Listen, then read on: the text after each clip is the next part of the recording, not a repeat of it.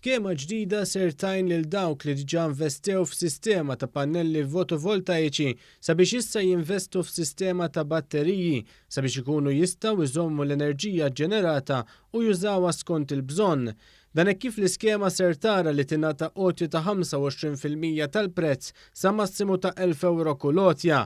Il-kap eżekuttiv tar-regolatura għas-servizzi tal-enerġija u l-ilma Marġona Bela spjega kif din l-iskema se tkun qed tapplika għal dawk li diġà għandhom installazzjoni fotovoltaika installata skont ir-regolamenti tal-ippjanar u din l-istess sistema hi marbuta mal-grid tal-Enemalta u m'għandix allokazzjoni attiva ta' tariffa feed-in.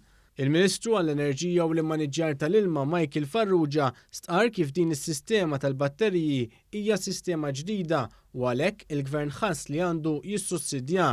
Huwa proġett li ħankunu qegħdin naraw kif immorru u anke iktar quddiem inkun nistgħu nassiguraw illi jkun hemm investiment iktar f'daw it-tip ta' proġetti.